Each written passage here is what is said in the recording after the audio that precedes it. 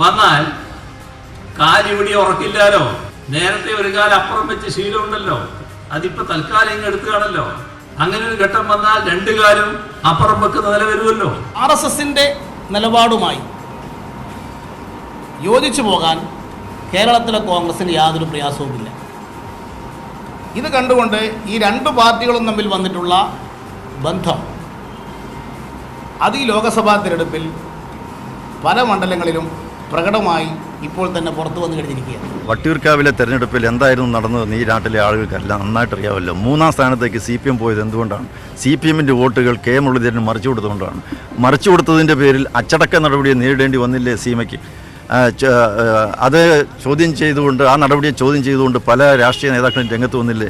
അവിടുത്തെ ഏരിയ സെക്രട്ടറിയുടെ സ്വന്തം നാട്ടിൽ പോലും തെരഞ്ഞെടുപ്പിൽ വോട്ട് പിടിക്കാതെ ആ വോട്ട് മുഴുവൻ മറിച്ച് കെ മുരളീധരന് കൊടുത്ത പാരമ്പര്യമുള്ള പാർട്ടിയല്ലേ CPM. ആ CPMന് ഇത് പറയാൻ എന്താ കാര്യം? ശത്രുവിൻ്റെ ശത്രു മിത്രം എന്ന നിലയിൽ കോൺഗ്രസിന് ദേശീയ തലത്തിൽ വോട്ട് കുറയ്ക്കുക എന്ന BJPയുടെ തന്ത്രം കേരളത്തിൽ നടപ്പാക്കാൻ CPM സഹായിക്കുകയാണ്.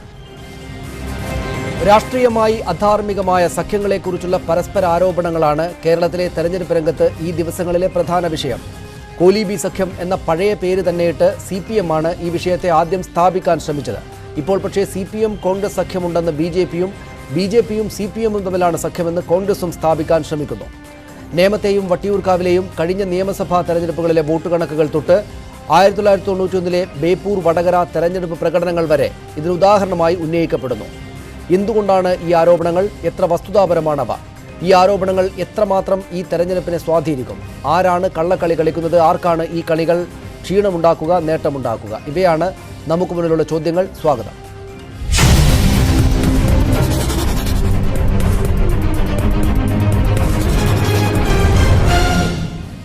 ഈ ചർച്ചയുടെ ഭാഗമായുള്ള നമ്മുടെ ഇന്നത്തെ ചോദ്യം ഇതാണ് പ്രേക്ഷകരോടുള്ളത്. കോൺഗ്രസ് BJP സഖ്യമുണ്ടെന്ന CPM ആരോപണം ശരിയോ? കോലീബി സഖ്യം എന്ന CPMൻ്റെ ആരോപണം ശരിയോ എന്നതാണ് ഞങ്ങളുടെ ചോദ്യം. നിങ്ങളുടെ പ്രതികരണങ്ങൾ ഫേസ്ബുക്കിലൂടെയും വാട്സാപ്പിലൂടെയും അറിയിക്കാം.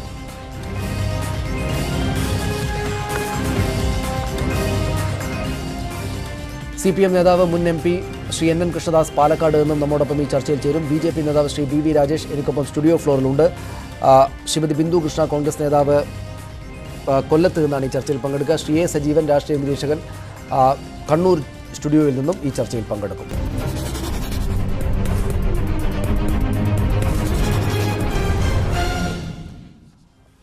CPM നേതാവ് ശ്രീ NN കൃഷ്ണദാസ് പാലക്കാട്ട്, ശ്രീ BV രാജേഷ് BJP നേതാവ് എനിക്കൊപ്പം സ്റ്റുഡിയോ ഫ്ലോറിൽ, ശ്രീ A സജീവൻ രാഷ്ട്രീയ നിരീക്ഷകൻ കണ്ണൂരിൽ നിന്ന്, ശ്രീമതി ബിന്ദു കൃഷ്ണ കോൺഗ്രസ് നേതാവ് കൊല്ലം സ്റ്റുഡിയോയിൽ നിന്ന് ഈ ചർച്ചയിൽ പങ്കെടുക്കുന്നു. ആദ്യം ശ്രീ BV രാജേഷ്, ഇവിടെ ഇന്നത്തെ ദേശാഭിമാനി പത്രം താങ്കളും കണ്ടിട്ടുണ്ടാകും. ദേശാഭിമാനി പത്രത്തിനകത്ത് ഈ തെരഞ്ഞെടുപ്പിലെ ഏറ്റവും പ്രധാനപ്പെട്ട കാര്യങ്ങളിലൊന്നായി അവർ റിപ്പോർട്ട് ചെയ്യുകയും വിശദം ആക്കുകയും ചെയ്യുന്നത് പഴയ കോലീബി സഖ്യത്തെക്കുറിച്ചും ഇപ്പോൾ പലയിടങ്ങളിലും നിങ്ങൾ കോൺഗ്രസുമായി ഉണ്ടാക്കുന്ന രഹസ്യമായ സഖ്യത്തെക്കുറിച്ചും ഉള്ളതുമാണ്. ഈ തെരഞ്ഞെടുപ്പിലെ പ്രധാനപ്പെട്ട ഒരു വിഷയമായിട്ട് ഈ കോൺഗ്രസ് BJP സഖ്യത്തെ സ്ഥാപിക്കാനുള്ള CPMൻ്റെ ശ്രമം എന്തുകൊണ്ടാണെന്നാണ് വിചാരിക്കുന്നത്? പൂർണ്ണമായിട്ടും വസ്തുതാരഹിതമായിട്ടൊരു കാര്യമായിട്ട് അവരതിനെ മുന്നോട്ട് വെക്കുന്നുണ്ടാകുമോ? ആന്തരികമായിട്ട് ഉള്ളിലൂടെ നിങ്ങൾ തമ്മിലൊരു വോട്ട് ധാരണ ഇപ്പോൾ തന്നെയും ഉണ്ട് എന്നാണോ മനസ്സിലാക്കേണ്ടത്? സനീഷ്, ഈ ചർച്ചയുടെ തുടക്കത്തിൽ തന്നെ ദേശാഭിമാനെ കോട്ട് ചെയ്തുകൊണ്ട് ഈ ചർച്ച തുടങ്ങിയത് ചർച്ച ഒരു കോമഡിയാക്കി മാറ്റരുത് എന്നുള്ളൊരു അപേക്ഷ എനിക്കുണ്ട്.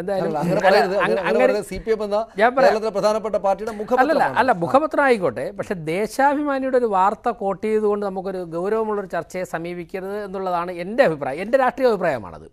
അതിൽ വ്യത്യസ്തത ഉണ്ടായാൽ ദേശാഭിമാനിക്ക് അങ്ങനെയല്ലേ എഴുതാൻ സാധിക്കുകയുള്ളൂ. ദേശാഭിമാനിക്ക് വരുന്ന 10-35 ദിവസം ഇങ്ങനെയുള്ള കാര്യങ്ങൾ മാത്രമേ എഴുതാൻ സാധിക്കുകയുള്ളൂ. കഴിഞ്ഞ ദിവസം കോടിയേരിയുടെ പത്രസമ്മേളനം നടന്ന ദിവസമാണ് ഈ ഫ്ലോറിൽ അപർണയുമായി ഞങ്ങൾ ചർച്ച നടത്തി. ഞാൻ അപ്പോഴും പറഞ്ഞു കോടിയേരിക്ക് അങ്ങനെ പറയാൻ സാധിക്കുകയുള്ളൂ. ഇവിടെ ഈ കേരള രാഷ്ട്രീയം ശ്രദ്ധിക്കുന്ന എല്ലാ പേർക്കും അറിയാം, വളരെ ഓപ്പണായിട്ട് BJP വിജയിക്കാതിരിക്കാൻ വേണ്ടി കോൺഗ്രസ്സിന് വോട്ട് ചെയ്യുന്ന പാരമ്പര്യം CPM തുടങ്ങിയത് 2005 ശേഷമാണ്. 5 ശേഷമാണ് BJP ഒരു പക്ഷേ വിജയിച്ചാലോ എന്നുള്ളൊരു ചർച്ചയും ചിന്തയും തുടങ്ങിയത്. അന്ന് മുതൽ തുടങ്ങിയ CPM ഇപ്പോൾ ഇന്ത്യൻ പാർലമെൻറ്റ് വരെ കോൺഗ്രസ്സിന് വോട്ട് മറിച്ചു കൊടുക്കുവാനും രാഹുൽ ഗാന്ധിയെ പ്രധാനമന്ത്രി, അൻവർ പറഞ്ഞല്ലോ രാഹുൽ ഗാന്ധി ഞങ്ങളുടെ പ്രധാനമന്ത്രി സ്ഥാനാർത്ഥിയാണ്, അല്ലെങ്കിൽ ആകണമെന്ന് ഞങ്ങൾ ആഗ്രഹിക്കുന്നു. അൻവർ ഓപ്പണായിട്ട് പറഞ്ഞു. കെ മുരളീധരൻ ഏറ്റവും തമാശ, വടകരയിലെ ഇപ്പോഴത്തെ സ്ഥാനാർത്ഥി കെ മുരളീധരൻ പറഞ്ഞു വട്ടിയൂർക്കാവിൽ, ഇന്ന് കുമ്മനം രാജൻ പറഞ്ഞിട്ടുണ്ട്, വട്ടിയൂർക്കാവിൽ CPM വോട്ട് ചെയ്തുകൊണ്ട് ഞാൻ ജയിച്ചു. കുന്നുകുഴി വാർഡ് CPMൻ്റെ ഏറ്റവും കരുത്തനായിട്ടെന്ന് അവർ പറയുന്ന ഒരു കൗൺസിലർ ജയിച്ച കുന്നുകുഴി വാർഡിൽ അദ്ദേഹത്തിന് ലഭിച്ചതിനേക്കാൾ 1000 വോട്ട് കുറവാണ് TN സീമയ്ക്ക്. ആ വോട്ട് എവിടെ പോയി? കെ മുരളീധരന് പോയി.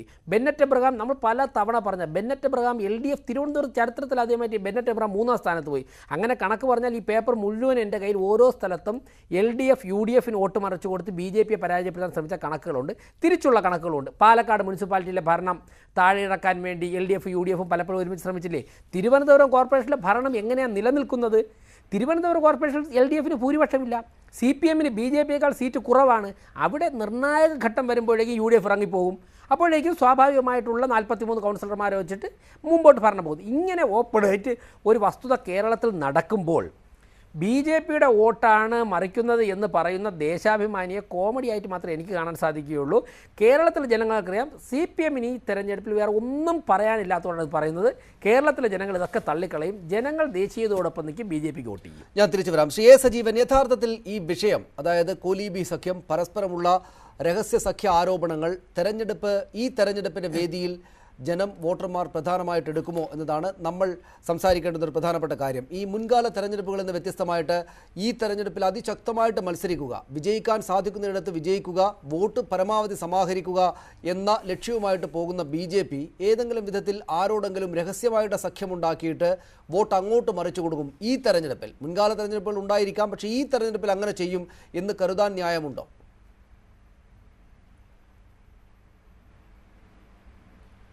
അല്ല, നമ്മൾ കാണേണ്ടത് കോലീബി സഖ്യം എന്ന് പറയുന്ന ഒരു സഖ്യത്തിൻ്റെ രീതിയിലുള്ളൊരു സഖ്യം ഇവിടെ ഉണ്ടാവാൻ സാധ്യതയില്ല. അത് ആ കാലത്ത് പരസ്യമായിട്ടുള്ള ബന്ധമായിരുന്നു. നമുക്കറിയാമല്ലോ, പൊതു സ്ഥാനാർത്ഥിയെ വടകരയിലെ ലോക്സഭാ മണ്ഡലത്തിൽ അഡ്വക്കേറ്റ് രത്നസിംഗിനെയും ബേപ്പൂർ നിയമസഭാ മണ്ഡലത്തിൽ ഡോക്ടർ മാധവൻകുട്ടിയെയും നിർത്തിയിരുന്നത് സ്വതന്ത്രരായിട്ടായിരുന്നു. ആ സ്വതന്ത്രൻ ആരുടെ സ്വതന്ത്രൻ എന്ന് ചോദിച്ചാൽ അത് BJPയുടെ സ്വതന്ത്രനായിരുന്നു. അവർക്ക് താല്പര്യമുള്ള ആളുകളായിരുന്നു. അതോടൊപ്പം തന്നെ UDFനും താല്പര്യമുള്ളതായിരുന്നു. അപ്പോൾ UDFൽ കോൺഗ്രസും ലീഗും ആണല്ലോ പ്രമുഖ കക്ഷികൾ. അവരെയും BJPയെയും യോജിപ്പിച്ചുകൊണ്ടാണ് അക്കാലത്ത് കോലീബി എന്നുള്ള പേര് പറഞ്ഞത്. അത് ഏതാണ്ട് പരസ്യമായ എന്ന് പോലും പറയാവുന്ന രൂപത്തിലുള്ള സഖ്യമായിരുന്നു. കാരണം രണ്ട് വിഭാഗക്കാരും BJPയും UDFും ഒരേപോലെ ഈ സ്ഥാനാർത്ഥികളെ പിന്താങ്ങിയതാണ്. ഒരാൾക്കും അത് അങ്ങനെയല്ല എന്ന് പറയാൻ കഴിയും. നമ്മുടെയൊക്കെ കൺമുമ്പിൽ നടന്ന കാര്യമാണ്. അപ്പോൾ ആ രീതിയിലൊരു സഖ്യം ഈ 2019 ലോക്സഭാ തെരഞ്ഞെടുപ്പിൽ ഉണ്ടാവില്ല എന്നുള്ള കാര്യത്തിൽ സത്യമാണ്. പക്ഷേ വേറെ രീതിയുണ്ട്. ഇപ്പോൾ താങ്കൾ പറഞ്ഞ പോലെ BJPയെ സംബന്ധിച്ചിടത്തോളം കോൺഗ്രസ്സാണ് ബദ്ധശത്രു. കോൺഗ്രസ് ജയിക്കാനേ പാടില്ല ഒരു മണ്ഡലത്തിലും. അതോടൊപ്പം തന്നെ അവർക്ക് കേരളത്തിൽ അവരുടെ ബദ്ധശത്രു തന്നെയാണ് CPM. അപ്പോൾ ഇങ്ങനെ രണ്ട് വിഭാഗത്തെയും ശത്രുവായി കാണുന്ന BJP അവരുടെ വോട്ട് പരമാവധി സമാഹരിക്കുകയാണ് ചെയ്യുക എന്നുള്ളത് യാഥാർത്ഥ്യമാണ്. അങ്ങനെയാണ് അവർ ചെയ്യേണ്ടത്. പക്ഷേ ഒരു കാര്യം സത്യമാണ്, അവർക്ക് ചില മണ്ഡലങ്ങളിൽ ചില ആളുകളെ തോൽപ്പിച്ചേ മതിയാവൂ എന്നൊരു താല്പര്യമുണ്ട് എന്ന് നമുക്കറിയാം. ഉദാഹരണത്തിന് വടകരയിൽ BJPക്ക് ഒരാളെങ്കിലും തോൽപ്പിക്കണമെങ്കിൽ അത് ഇനിയിപ്പോൾ സ്വതന്ത്രന്മാരുൾപ്പെടെ ആര് വന്നു കഴിഞ്ഞാലും ആകെ തോൽപ്പിക്കേണ്ടത് അവിടെ P. ജയരാജനെയാണ്. ഇതേ താല്പര്യമാണ് അവിടെ മുസ്ലിം ലീഗിനുള്ള. അരിയിൽ ഷുക്കൂർ വധക്കേസിലെ പ്രതിയാണ് ജയരാജൻ. അപ്പം ജയരാജനെ തോൽപ്പിക്കുക എന്ന ലക്ഷ്യത്തോടു കൂടിയിട്ടാണ് അവർ ഏറ്റവും ശക്തനായ സ്ഥാനാർത്ഥി വടകരയിൽ വേണമെന്ന് ആവശ്യപ്പെട്ടുകൊണ്ട് ഒന്നുകിൽ മുല്ലപ്പള്ളി ഇല്ലെങ്കിൽ അതേപോലെ ശക്തനോ ആയിട്ടുള്ളൊരാൾ വേണമെന്നുണ്ട്. അതിനേക്കാൾ ശക്തനായ കെ മുരളീധരൻ അവർക്ക് കൊണ്ടുവരാൻ കഴിഞ്ഞു. അവരുടെ നിർദ്ദേശപ്രകാരമാണ് സത്യത്തിൽ കോൺഗ്രസ് കെ മുരളീധരനെ ഈ സ്ഥാനാർത്ഥിയാക്കാൻ തീരുമാനിച്ചത്. അപ്പോൾ അവർക്ക് വേണം. കോൺഗ്രസിനെ സംബന്ധിച്ചിടത്തോളം ഇതേപോലെയാണ്. കോൺഗ്രസ്സിന് അവരുടെ നേതാക്കന്മാരെ പല യൂത്ത് കോൺഗ്രസ് നേതാക്കന്മാർ ഉൾപ്പെടെയുള്ള ആളുകളെ കൊല്ലുന്നതിന് ഇപ്പോൾ ഏറ്റവും ഒടുവിൽ നടന്ന പെരിയയിലെ ഇരട്ട കൊലപാതക കേസ് ഇതിൻ്റെയൊക്കെ സൂത്രധാരനാണ് എന്നവർ ആരോപിക്കുന്ന ആളാണ് P. ജയരാജൻ. അപ്പോൾ ജയരാജനെ തോൽപ്പിക്കാൻ കോൺഗ്രസ്സുകാർക്കും താല്പര്യമുണ്ട്. ഇങ്ങനൊരു പൊതുശത്രു മുന്നിലുണ്ട്. ആ പൊതുശത്രുവിനെ തോൽപ്പിക്കുക എന്ന ഒരാവശ്യം വരുമ്പോൾ മറ്റ് ഘടകങ്ങളൊക്കെ മറക്കാനുള്ള സാധ്യത വളരെ കൂടുതലാണ്. ഒരു യഥാർത്ഥ സഖ്യമായിട്ട് രൂപപ്പെട്ടില്ലെങ്കിൽ പോലും ഇതിന്റെ സാധ്യത നിലനിൽക്കുന്നു. അതാണ് അങ്ങനെ ഒരു രഹസ്യമായിട്ടതല്ലെങ്കിൽ പോലും ഒരു പ്രത്യേക ലക്ഷ്യം മുന്നിട്ടുകൊണ്ട് വോട്ട് അങ്ങോട്ട് ചെയ്യുക എന്ന കാര്യം നടന്നേക്കാമെന്ന്. ഞാൻ തിരിച്ചു വരാം ശ്രീ സജീവൻ താങ്കളിലേക്ക്. ശ്രീ NN കൃഷ്ണദാസ്, ഇവിടെ നിങ്ങൾ എന്തുകൊണ്ടാണ് ഈ ഘട്ടത്തിൽ കോലീബി സഖ്യം CPM ഉയർത്തുകയും മറ്റു തരത്തിലുള്ള രഹസ്യ ധാരണകൾ കോൺഗ്രസും BJPയും തമ്മിലുണ്ട് എന്ന് ആവർത്തിക്കുകയും ചെയ്യുന്നത്? എന്ന് മാത്രമല്ല, തെരഞ്ഞെടുപ്പ് ഘട്ടത്തിലേക്ക് കാര്യങ്ങൾ പോകുമ്പോൾ ആദ്യ സമയത്ത് തന്നെ ഇങ്ങനെ ഒരു ആക്ഷേപം മുന്നോട്ട് വെക്കുകയും ചെയ്യുന്നത് എന്നതിന് കോൺഗ്രസും BJPയും ഒരേപോലെ പറയുന്നത് പരാജയ ഭീതി കൊണ്ടാണ് എന്നാണ്. പരാജയ ഭീതി കൊണ്ടാണോ നിങ്ങൾ ഈ കോൺഗ്രസ് BJP സഖ്യം എന്ന് ആവർത്തിച്ച് പറയുന്നത്? അങ്ങനെ ഇല്ല എന്ന് അവർ പറയാൻ അവരുടെ കയ്യിലുള്ള യുക്തി എന്താ? എന്തുകൊണ്ടാണ് കോൺഗ്രസും BJPയും തമ്മിൽ ഇങ്ങനെ ഒരു തരം രഹസ്യബന്ധമില്ല എന്ന് പറയാൻ അവരുടെ കയ്യിൽ എന്ത് തെളിവുണ്ട്? അവരങ്ങനെ ഒരു ബന്ധം ഉണ്ടാക്കിയിരിക്കുന്നു എന്നുള്ളത് കൊണ്ടാണ് ഞങ്ങൾ ആക്ഷേപിക്കുന്നത്. ഞങ്ങൾ വാസ്തവം മാത്രമേ പറയുന്നുള്ളൂ. അങ്ങനത്തെ ഒരു അവിശുദ്ധ ബന്ധം കേരളത്തിൽ ഉണ്ടായിരിക്കുന്നു എന്നുള്ളത് ആ സത്യം ഞങ്ങൾക്ക് ജനങ്ങളോട് പറയുക മാത്രമേ ഞങ്ങൾ ചെയ്യുന്നുള്ളൂ. ഇനി അങ്ങനൊരു ബന്ധം അവരുണ്ടാക്കിയാൽ പോലും അവരെ തോൽപ്പിക്കും. അതാണ് കേരളത്തിൻ്റെ ചരിത്രം. അതിനുള്ള ഇത് ആദ്യമായിട്ട് സംഭവിച്ചൊന്നുമല്ല. ഞാനിപ്പോൾ പാലക്കാട്ട് നിന്നാണ് സംസാരിക്കുന്നത്. 1971 നടന്ന ലോക്സഭാ തെരഞ്ഞെടുപ്പിൽ പാലക്കാട്ട് നിന്ന് സഖാവ് AKG ആയിരുന്നു മത്സരിച്ചത്. ഞാൻ കോൺഗ്രസ്സുകാരോട് ചോദിക്കുന്നത്, നിങ്ങൾക്ക് ഓർമ്മയിൽ നിന്ന് പറയാൻ സാധിക്കുമോ 71 AKGക്കെതിരെ മത്സരിച്ച കോൺഗ്രസിൻ്റെ സ്ഥാനാർത്ഥിയുടെ പേര് പറയാൻ സാധിക്കുമോ? അന്ന് AKGക്കെതിരെ ഒറ്റ സ്ഥാനാർത്ഥി ഉണ്ടായിരുന്നു 71. ആ സ്ഥാനാർത്ഥിയുടെ പേര് പ്രൊഫസർ TC ഗോവിന്ദൻ എന്നാണ്. അദ്ദേഹം ഇന്ന് ജീവിച്ചിരിക്കുന്നില്ല. ഞാൻ 96 മത്സരിക്കുമ്പോൾ എനിക്കെതിരെ BJPയുടെ സ്ഥാനാർത്ഥിയായിട്ടും പ്രൊഫസർ TC ഗോവിന്ദൻ മത്സരിച്ചിരുന്നു. പ്രൊഫസർ TC ഗോവിന്ദൻ RSSന്റെ പ്രാന്ത കാര്യവാഹോ പ്രചാരകോ അങ്ങനെ എന്തൊക്കെയോ ഉത്തരവാദിത്തമുള്ള ചുമതല വഹിച്ചിരുന്ന അറിയപ്പെടുന്ന കേരളത്തിലെ RSS നേതാവായിരുന്നു പ്രൊഫസർ TC ഗോവിന്ദൻ. ആ പ്രൊഫസർ TC ഗോവിന്ദൻ ഒറ്റ സ്ഥാനാർത്ഥിയായിരുന്നു AKGക്കെതിരെ ഉണ്ടായിരുന്നത് 71. അന്ന് 56,000 വോട്ടിനാണ് AKG ജയിച്ചത്. വേറൊന്നും കൂടി ഞാൻ പറയാം. വിമോചന സമരം കഴിഞ്ഞിട്ട് 60 നിയമസഭാ തെരഞ്ഞെടുപ്പിൽ പട്ടാമ്പിയിലായിരുന്നു സഖാവ് EMS മത്സരിച്ചത്. 57 മുഖ്യമന്ത്രിയാകുമ്പോൾ നീലേശ്വരത്തായിരുന്നു. അത് കഴിഞ്ഞ് 60 പട്ടാമ്പിയിലാണ് സഖാവ് EMS മത്സരിച്ചത്. അന്ന് ലീഗിനും കോൺഗ്രസിനും BJPക്കും കൂടി ഒറ്റ സ്ഥാനാർത്ഥിയാണ് EMSനെതിരെ. ശ്രീ രാഘവൻ നായർ, അഡ്വക്കേറ്റ് രാഘവൻ നായർ പെരിന്തൽമണ്ണ കോടതിയിലെ പ്രാക്ടീസ് ചെയ്തിരുന്ന വക്കീലായിരുന്നു. 60 പെരിന്തൽമണ്ണയൊക്കെ പാലക്കാട് ജില്ലയിലായിരുന്നു. അപ്പോൾ രാഘവൻ നായർ മാത്രമായിരുന്നു ഇവർക്ക് എല്ലാവർക്കും കൂടിയിട്ട് ഒറ്റ സ്ഥാനാർത്ഥി. ഇതൊരു പുതിയ കാര്യമല്ല. പണ്ടുവരും ഇങ്ങനെ തീരുമാനിക്കുകയും നടപ്പാക്കുകയും ചെയ്തിരുന്നു.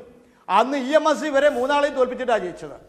അതിനുശേഷം അവസാനത്തെ ഉദാഹരണം ഇപ്പം ഞാൻ സംസാരിച്ചുകൊണ്ടിരിക്കുമ്പോൾ ഞാൻ TV ഇല്ലാത്തൊരു സ്ഥലത്തായതുകൊണ്ട് ആരെല്ലാമാണ് എന്തൊക്കെയാണെന്നുള്ളത് കൃത്യമായിട്ട് കേൾക്കുന്നില്ല. ഫോണിൽ കൂടെ കേൾക്കുന്ന വിവരം മാത്രമേ ഉള്ളൂ. അപ്പോൾ സംസാരിച്ചുകൊണ്ടിരിക്കുമ്പോൾ ഞാൻ കേട്ടത് വടകര ബേപ്പൂർ പാക്ട് എന്ന് പറയാൻ പറ്റില്ല, ഇല്ലിസിറ്റ് ആക്ട്, ഒരു അവിശുദ്ധമായിട്ടുള്ള രാഷ്ട്രീയ ബന്ധം. അതിനെ സംബന്ധിച്ച് BJPയുടെ സംസ്ഥാന പ്രസിഡന്റായിരുന്ന മരിച്ചുപോയ അന്തരിച്ച ബഹുമാനായിട്ടുള്ള KG മാരാർ അദ്ദേഹത്തിൻ്റെ അത് പരസ്യമായിട്ടുള്ള കാര്യമാണ്. ഞാനത് വീണ്ടും ആവർത്തിച്ച് സമയം കളയുന്നില്ല. ഇപ്പോൾ കേരളത്തിൽ LDFനുണ്ടായിട്ടുള്ള അഭൂതപൂർവമായിട്ടുള്ള ജനപിന്തുണയിൽ വിരളിപൂണ്ട്. ഞങ്ങളുടെ പരാജയ ഭീതിയല്ല, അഭൂതപൂർവമായിട്ടുള്ള LDFന്റെ ജനപിന്തുണയിൽ വിരളിപൂണ്ട്. LDFനെ തോൽപ്പിക്കാൻ പറ്റുമോ എന്നുള്ള വിഫല ശ്രമം BJPയും UDFും കൂടി ഉണ്ടാക്കിയിരിക്കുകയാണ്. മുസ്ലിം ലീഗ് SDP-യുമായിട്ടുള്ള നടത്തിയിട്ടുള്ള ചർച്ച കോൺഗ്രസിന്റെ അനുമതിയോടുകൂടിയാണ്.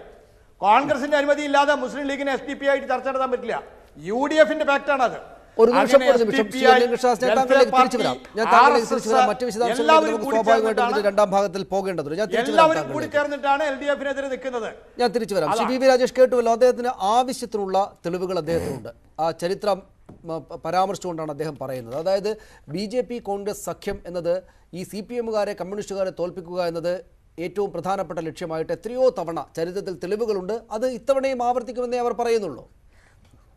സനീഷ, ഇവിടെ തന്നെ ബഹുമാനപ്പെട്ട മുൻ MP ശ്രീ NN കൃഷ്ണദാസ് അദ്ദേഹം ഉപയോഗിച്ചത് 1957-ലെയും 1971-ലെയും കാര്യങ്ങളാണ് ഉപയോഗിച്ചത്. ഞാൻ 2004-ലെ കാര്യം പറയാം. അങ്ങായിരുന്നു 2004-ലെ പാലക്കാട് എന്നുള്ള MP എന്നാണ്. 2009-ന് ശേഷമാണല്ലോ രാജേഷ് വരുന്നത്. അങ്ങായിരുന്നു എന്നാണ് ഞാൻ ഓർമ്മിക്കുന്നത്. ശരിയാണ്. അങ്ങ് അവിടെ പോയിട്ട് ആർക്കനുകൂലമായ പ്രധാനമന്ത്രിയാകാൻ വേണ്ടി വോട്ട് ചെയ്തത് മൻമോഹൻ സിംഗിനല്ലേ? 5 കൊല്ലം അങ്ങ് കൈ ഉയർത്തി കൈപ്പത്തിക്കും ഇന്ത്യൻ നാഷണൽ കോൺഗ്രസിനും അനുകൂലമായിട്ടില്ലേ? 1957-ലെയും 71-ലെയും കണക്കവിടെ നിൽക്കട്ടെ. ഞാൻ അതിന് ശേഷമുള്ള കാര്യങ്ങൾ ഞാൻ പറയാം. പാലക്കാട് കഴിഞ്ഞ അസംബ്ലി തെരഞ്ഞെടുപ്പിൽ മാർക്സിസ്റ്റ് പാർട്ടി സ്വയം ആത്മാഹൂതി ചെയ്തുകൊണ്ട് ശോഭാ സുരേന്ദ്രനെ തോൽപ്പിക്കാൻ വേണ്ടി കോൺഗ്രസിന് വോട്ട് ചെയ്തില്ലേ? ഞാൻ അങ്ങ് ചർച്ചയിൽ ഫ്രെയിമിൽ വരുന്നതിന് മുമ്പ് ഒരു കാര്യം പറഞ്ഞല്ലോ, വട്ടിയൂർക്കാവിൽ CPM ഞങ്ങൾക്ക് വോട്ട് ചെയ്തു, അതുകൊണ്ടാണ് ഞാൻ ജയിച്ചതെന്ന് മുരളീധരൻ തുറന്നു പറഞ്ഞില്ലേ? ബെന്നറ്റ് എബ്രഹാം എന്ന് പറയുന്ന LDFന്റെ ഒരു സ്ഥാനാർത്ഥിയെ 3-ാം സ്ഥാനത്ത് സ്വയമേവ ആത്മഹത്യ ചെയ്തുകൊണ്ട് രാജഗോപാലിനെ പരാജയപ്പെടുത്താൻ വേണ്ടി 10,000-കണക്കിന് വോട്ടുകൾ ശശി തരൂരിന് വോട്ട് ചെയ്തു കൊടുത്തില്ലേ? 2011-ലും 2016-ലും കെ സുരേന്ദ്രനെ മഞ്ചേശ്വരത്ത് പരാജയപ്പെടുത്താൻ വേണ്ടി സ്വന്തമായിട്ട് 3-ാം സ്ഥാനം തിരഞ്ഞെടുത്തുകൊണ്ട് CPM അവിടെ മുസ്ലിം ലീഗിന് വോട്ട് ചെയ്തില്ലേ? അതുപോലെ തന്നെ തിരുവനന്തപുരത്ത് നിയമനിയോജക മണ്ഡലത്തിൽ ശിവൻകുട്ടിയെ ജയിപ്പിക്കാൻ വേണ്ടി UDFന്റെ മുഴുവൻ വോട്ടുകൾ അങ്ങോട്ട് ചെയ്തു തന്നില്ലേ? എന്നിട്ട് ശിവൻകുട്ടി പരാജയപ്പെട്ട് 2-ാം സ്ഥാനത്തായി പോയില്ലേ? ഞാൻ പറഞ്ഞത് തിരുവനന്തപുരം കോർപ്പറേഷൻ എങ്ങനെയാണ് നിലനിൽക്കുന്നത്? അങ്ങ് തിരുവനന്തപുരം ജില്ലാ സെക്രട്ടറിയോട് വിളിച്ച് ചോദിച്ചു നോക്കണം. തിരുവനന്തപുരം കോർപ്പറേഷനിൽ ഏതെങ്കിലും ഒരു അവിശ്വാസം വന്നാൽ, ബഡ്ജറ്റ് വന്നാൽ, ആ സമയം വരുമ്പോഴേക്കും UDF എന്തെങ്കിലുമൊക്കെ പറഞ്ഞിട്ട് ഇല്ലാത്ത കാരണങ്ങൾ പറഞ്ഞുകൊണ്ട് UDF ഇറങ്ങിപ്പോക്ക് നടത്തും. അതുകൊണ്ടാണ് തിരുവനന്തപുരം കോർപ്പറേഷനിൽ CPMന്റെ മേയർന്ന് ഭരിക്കുന്നത്. അങ്ങയുടെ പാലക്കാട്, അങ്ങയുടെ തട്ടകമായിട്ടുള്ള പാലക്കാട്, അവിടെ BJPയുടെ ഭരണകൂടത്തെ, മുനിസിപ്പൽ ഭരണകൂടത്തെ തള്ളിയിടാൻ വേണ്ടി കോൺഗ്രസും LDFും UDFും കൂടി എത്രയോ തവണ ഒരുമിച്ചിട്ടുണ്ട്. അങ്ങനെ 1957-ലെയും 1971-ലെയും കണക്കുകൾ അങ്ങ് നിരത്തുമ്പോൾ, 2019 വരെയുള്ള കണക്കുകൾ ഞാൻ നിരത്തുമ്പോൾ അതിനെ പ്രതിരോധിക്കാൻ അങ്ങേക്ക് സാധിക്കില്ല. അങ്ങ് ഉൾപ്പെടെയുള്ളവർ അരിവാൾ ചുറ്റുക നക്ഷത്രം അടയാളത്തിൽ ജനങ്ങളോട് വോട്ട് ചോദിച്ചിട്ട് ഡൽഹിയിൽ പോയി കൈപ്പത്തിക്ക് വോട്ട് ചെയ്തത് മുതലാണ് CPMന്റെ പാർലമെന്റിലെ അംഗസംഖ്യ താന്നു തുടങ്ങിയത്. 2004-ൽ 64 പേരുണ്ടായിരുന്നുവെങ്കിൽ നിങ്ങൾ കോൺഗ്രസിന് അനുകൂലമായ നിലപാട് സ്വീകരിച്ച ശേഷം ജനങ്ങൾ അത് തള്ളിക്കളഞ്ഞു. 2009 ആയപ്പോഴേക്കും അത് 23 മാറി, 2014 ആയപ്പോഴേക്കും അത് 9-ഓ 8-ഓ ആയി മാറി. ഞാൻ പറയുന്നു, നിങ്ങളാണ് വോട്ട് കച്ചവടം നടത്തുന്നത്. ഹോൾസെയിലായിട്ട് MP-മാരെ കോൺഗ്രസിന് കൊണ്ടുകൊടുത്തത് മാർക്സിസ്റ്റ് പാർട്ടിയാണ്.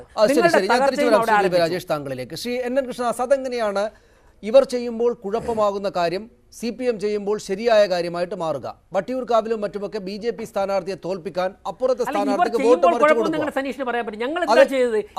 അവരുടെ ആക്ഷേപമായിട്ടാണ്. അതായത് ഈ പൊതുശത്രുവിനെ നേരിടാൻ വേണ്ടിയിട്ട് എല്ലാവരും ഒന്നിച്ചു നിൽക്കുന്നു എന്നതാണ് BJPക്കെതിരായിട്ടുള്ള, കോൺഗ്രസിനെതിരായിട്ടുള്ള ആക്ഷേപമെങ്കിൽ അതേ കാര്യം BJPക്കെതിരെ ചെയ്യുന്ന CPM എങ്ങനെയാണ് ശരിയായി മാറുന്നത്? ശ്രീ NN കൃഷ്ണദാസ്. അതായത് ഞങ്ങൾക്ക് ഇതിലൊരു രഹസ്യ ഇടപാടില്ല. ഇവർ മുന്നണി ആയിക്കോട്ടെ, ഞങ്ങൾക്ക് എന്താ കുഴപ്പം? UDFും BJPയും കൂടിയിട്ട് ഇത്ര സീറ്റ് BJPക്ക്, ഇത്ര സീറ്റ് BJPക്ക്, അങ്ങനെ യോജിച്ച് മത്സരിക്കുന്നതിന് ഞങ്ങൾക്ക് എന്താ കുഴപ്പം? രഹസ്യബന്ധത്തിൽ മത്സരിക്കുന്നതിനും ഞങ്ങൾക്ക് കുഴപ്പമില്ല. ആ രഹസ്യബന്ധം ഞങ്ങൾ പരസ്യപ്പെടുത്തണം എന്നുള്ളതാണ് അവരുടെ വിരോധം. എൻ്റെ മാന്യ സുഹൃത്ത് രാജേഷ് പറഞ്ഞ കാര്യത്തിൽ എനിക്കൊരു കാര്യം പറയാനുള്ളത്, 2004 ലോക്സഭാ തെരഞ്ഞെടുപ്പിൽ കഴിഞ്ഞതിന് ശേഷമുള്ള പോസ്റ്റ് ഇലക്ഷൻ പൊളിറ്റിക്കൽ സിനാരിയോ, അതാണ് അദ്ദേഹം പറഞ്ഞത്, കോൺഗ്രസിനെ നിങ്ങൾ പിന്തുണ കൊടുത്തില്ലേ എന്നുള്ളത്. അതൊരു സ്വകാര്യ കാര്യമായിരുന്നില്ല രാജേഷ്. അതായത് ഞങ്ങൾ 2004 ലോക്സഭാ തെരഞ്ഞെടുപ്പ് നടക്കുമ്പോൾ തന്നെ അത് വാജ്പേയി ആയിരുന്നു കേരളത്തിൽ, ഇന്ത്യ രാജ്യത്തിൻ്റെ പ്രധാനമന്ത്രി, BJP ഭരണമായിരുന്നു. അങ്ങ് ഓർക്കുന്നുണ്ടായിരിക്കും. ഞങ്ങളുടെ ലക്ഷ്യം BJP അധികാരത്തിന് പുറത്താക്കുക എന്നുള്ളതായിരുന്നു. അപ്പം ഞങ്ങൾ പറഞ്ഞു, ഞങ്ങളെ BJP അധികാരത്തിൽ നിന്ന് പുറത്താക്കി ഇന്ത്യ രാജ്യത്ത് ഒരു ഇടതുപക്ഷ ഭരണം കൊണ്ടുവരാനുള്ള ശേഷിയൊന്നും ഇടതുപക്ഷത്തിന് ഇന്ത്യ രാജ്യത്തില്ല, ഞങ്ങളെ കൊണ്ടാവില്ല. അപ്പം ഞങ്ങൾ എന്ത് പറഞ്ഞു? To keep BJP out from power, BJP അധികാരത്തിൽ നിന്ന് പുറത്ത് നിർത്താൻ, if Congress forming a government we will support it, അത് ഞങ്ങൾ പുറത്തുനിന്ന് പിന്തുണ കൊടുക്കും എന്ന് ഞങ്ങൾ പറഞ്ഞു. 2004 തെരഞ്ഞെടുപ്പിന്റെ ചരിത്രമൊക്കെ മറക്കേണ്ട സമയമൊന്നും ആയിട്ടില്ല. 10 കൊല്ലത്തിലധികമല്ലേ ആയിട്ടുള്ളൂ, 15 കൊല്ലം ആയിട്ടുള്ളൂ. അപ്പോൾ അന്ന് തെരഞ്ഞെടുപ്പിന്റെ റിസൾട്ട് ഏതാണ്ട് വന്നപ്പോൾ തന്നെ BJP തോറ്റു, കോൺഗ്രസിന് ഭരിക്കാനുള്ള ഭൂരിപക്ഷം കിട്ടിയിട്ടില്ല. പക്ഷേ ശേഷമുള്ള കാര്യങ്ങളെ കുറിച്ചാണ് പറയുന്നത്. സ്വയം ജയിച്ചു ചെന്നതിന് ശേഷം ഞങ്ങളുടെ രാഷ്ട്രീയം ഇന്നതാണ് എന്ന് പറഞ്ഞ കാര്യത്തെ കുറിച്ചാണ് അദ്ദേഹം പറഞ്ഞു. ശരിയാണ്. പക്ഷേ ഈ പറയുന്ന വട്ടിയൂർക്കാവിൽ കുമ്മനം രാജശേഖരനെ തോൽപ്പിക്കാൻ, അല്ലെങ്കിൽ വട്ടിയൂർക്കാവിൽ BJP സ്ഥാനാർത്ഥിയെ തോൽപ്പിക്കാൻ വേണ്ടി നിങ്ങൾ അപ്പുറത്തേക്ക് വോട്ട് മറിക്കുകയാണ്. ശ്രീ NN കൃഷ്ണദാസ്, നമുക്ക് അതിലേക്ക് വരാം. അതിനു മുമ്പ് തെരഞ്ഞെടുപ്പിൽ ശരിയല്ല രാജേഷ് പറഞ്ഞത് പോസ്റ്റ് ഇലക്ഷൻ പൊളിറ്റിക്സിനെ പറ്റിയാ. ഞാൻ അതിലേക്കാണ് വരിക. രാജേഷ് തന്നെ വഴിവിട്ടാണ് പോയത്. എനിക്ക് വോട്ട് ചെയ്യുന്ന കാര്യത്തെ കുറിച്ചാണ് വേണ്ടത്. ഞാൻ വരാം, എനിക്കതിൽ പ്രശ്നമില്ല, തർക്കമില്ല.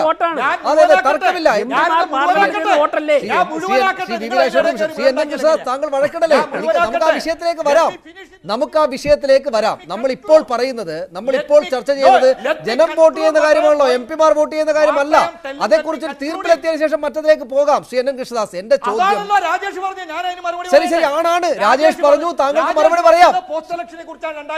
ശ്രീ NN കൃഷ്ണദാസ്, താങ്കൾക്ക് അതിന് മറുപടി പറയാം. നമുക്ക് എന്റെ ഈ വിഷയം ഒന്ന് സ്പർശിച്ചങ്ങ് പോയാൽ മതി. നമുക്ക് ആ വിഷയത്തിന് മറുപടി പറയാം. ഞാൻ പറഞ്ഞുകൊണ്ടിരിക്കുന്നതിനെ നിങ്ങൾ തടസ്സപ്പെടുത്തുകയാണെങ്കിൽ ശരി താങ്കൾ ദേഷ്യം പിടിക്കണ്ട. ശരി താങ്കൾ തുടർന്നോളൂ. നിങ്ങളുടെ ക്ഷണം സ്വീകരിച്ചു വരുന്നത് താങ്കൾ തുടർന്നോളൂ. ഇത്രമാത്രം ക്ഷോഭിക്കേണ്ടുന്ന കാര്യമൊന്നും ഇവിടെ ഉണ്ടായിട്ടില്ല. താങ്കൾ തുടർന്നോളൂ. എനിക്ക് എന്റെ ജോലി നോക്കി പോയിക്കൂടെ? നിങ്ങളെ തടസ്സപ്പെടുത്തുകയാണെങ്കിൽ ഞാൻ എന്റെ പണിക്ക് പോകും. ഞാൻ 100 തിരക്കിന്റെ ഇടയിൽ താങ്കൾ ഇത്രക്ക് ക്ഷോഭിക്കേണ്ടുന്ന കാര്യമില്ല ശ്രീ എൻ കൃഷ്ണദാസ്. താങ്കൾ തുടർന്നോളൂ. ഞാൻ അതിനൊരു ട്രാക്കിലേക്ക് എടുത്തു വെക്കാൻ ശ്രമിച്ചു. നിങ്ങളെന്തിനാ ക്ഷോഭിക്കുന്നത്? നിങ്ങളല്ലേ ക്ഷോഭിക്കുന്നത്? നിങ്ങൾ എന്നെ തിരക്കിന്റെ ഇടയിൽ നിന്ന് ക്ഷണിച്ചു വരുത്തി എന്നോട് ചില ചോദ്യങ്ങൾ ചോദിച്ചു. ഞാൻ അത് കൺക്ലൂഡ് ചെയ്യുന്നതിന് മുമ്പ് നിങ്ങൾ ബഹളം ഉണ്ടാക്കുകയാണ്. Why should you make problem? നിങ്ങൾ ഒരിക്കലും ബഹളം ഉണ്ടാക്കിയാൽ നിങ്ങൾ ആങ്കർ ചെയ്യൂ. ശ്രീ എൻ കൃഷ്ണ സമാധാനത്തോടെ പറയൂ, പ്രശ്നമില്ല. ഞാൻ അതിനെ ഒന്ന് ട്രാക്കിലേക്ക് എടുത്തു വെക്കുക എന്ന അവതാരകനെ നിർവഹിക്കാൻ ശ്രമിക്കുകയാണ്. നിങ്ങളെ എനിക്ക് മനസ്സിലാകുന്നില്ല. ഞാൻ പേഷ്യന്റിലാണ് പറയുന്നത്. താങ്കൾ കേൾക്കുന്നതുകൊണ്ടുള്ള കുഴപ്പമാണ് ശ്രീ എൻ കൃഷ്ണദാസ്. ഞാൻ ഈ ചർച്ചയെ എടുത്ത് ട്രാക്കിലേക്ക് വെക്കാൻ ശ്രമിക്കുകയേ ചെയ്തിട്ടുള്ളൂ. താങ്കൾ തുടരും. താങ്കൾക്ക് അത് പറഞ്ഞേ പറ്റുമെങ്കിൽ താങ്കൾ സംസാരിക്കാൻ സമ്മതിക്കാതെ ബഹളം ഉണ്ടാക്കിക്കൊണ്ടിരിക്കുകയാണ്. നിങ്ങൾ ഈ ബഹളം ഉണ്ടാക്കുകയാണെന്നുണ്ടെങ്കിൽ പിന്നെ നിങ്ങൾ ഇതിനാ ഡിബേറ്റ് ചെയ്യുന്നത്? നിങ്ങളൊന്ന് പേഷ്യന്റ് ആയിട്ട് ഞാൻ പറയുന്നത് മുഴുവനാക്കാനൊന്നും ശ്രമിക്കും. ഒറ്റ വാചകേ എനിക്ക് പറയാനുള്ളൂ. ഈ തെരഞ്ഞെടുപ്പിലും ഞങ്ങളുടെ ലക്ഷ്യം BJP അധികാരത്തിന് പുറത്തു നിർത്തുക എന്നുള്ളതാണ്. അതിനുവേണ്ടി രൂപപ്പെടുന്ന മതനിരപേക്ഷ പാർട്ടികളിൽ അങ്ങനത്തെ ഒരു ഗവൺമെന്റ് ഉണ്ടാവുമ്പോൾ ആ ഗവൺമെന്റിന് ഞങ്ങൾ പിന്തുണ കൊടുക്കും. ഇപ്പൊ കോൺഗ്രസ് പങ്കാളിയാണെങ്കിൽ പോലും ഞങ്ങൾ ആ കോൺഗ്രസിന്റെ ഗവൺമെന്റിന് പിന്തുണ കൊടുക്കും. പരസ്യമായിട്ട് പറഞ്ഞിട്ടാ, ഒരു രഹസ്യമില്ല. ഇവര് വോട്ട് കച്ചവടം രഹസ്യമായിട്ട് നടത്തുന്നു. അതാണ് പ്രശ്നം. ഒരു നിമിഷം ശ്രീ എൻ കൃഷ്ണദാസ്, എനിക്ക് വ്യക്തമാണ്. ഒരു നിമിഷം ബി രാജേഷ്.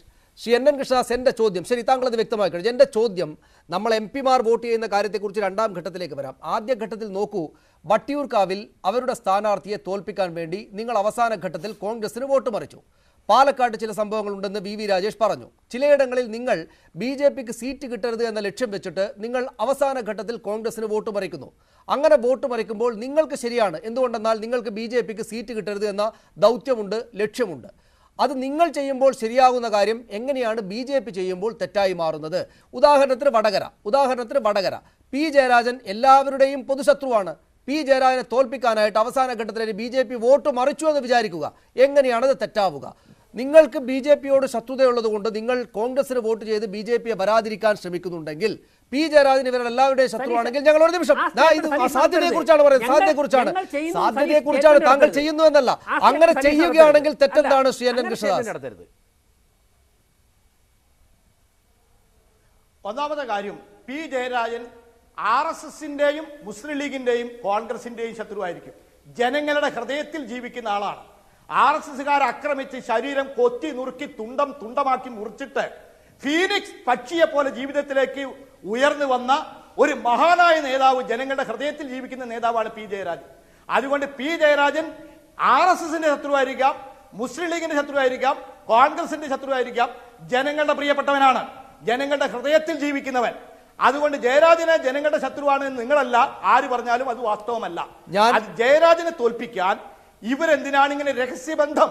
ആ രഹസ്യബന്ധം പരസ്യമായിട്ടാവട്ടെ. ഞങ്ങൾ അതാ പറയുന്നത്. പരസ്യമായിട്ട് ഇവർ ബന്ധം ഉണ്ടാക്കിക്കോട്ടെ. ഇവിടുത്തെ മുസ്ലിം ലീഗും കോൺഗ്രസും BJPയും എല്ലാവരും കൂടി ഇടതുപക്ഷ ജനാധിപത്യ മുന്നണിയുടെ അഭൂതപൂർവമായിട്ടുള്ള പിന്തുണയെ കണ്ട് ഭയപ്പെട്ട് എന്തിനാണ് നിങ്ങൾ ഇങ്ങനത്തെ ഒരു രഹസ്യ അജണ്ട? എന്തിനാണ് ഈ ഇല്ലിസിറ്റ് ആക്ട്? എന്തിനായിരുന്നു വട്ടിയൂർക്കാവിൽ ഇതെല്ലാം പരസ്യമായി പറഞ്ഞതിന് ശേഷമായിരുന്നോ കുമ്മനത്തെ തോൽപ്പിക്കാൻ ശ്രമിച്ചത്? വട്ടിയൂർക്കാവിൽ ഞങ്ങൾക്കൊന്നും അവിടെ കുമ്മനത്തെ തോൽപ്പിക്കേണ്ട ആവശ്യം ഉണ്ടായിട്ടില്ലല്ലോ. ഞങ്ങൾ വോട്ട് മാറ്റി കൊടുത്തിട്ടില്ലല്ലോ. ഞങ്ങൾ UDFനും BJPക്കും എതിരായിട്ടാണ് മത്സരിച്ചത്.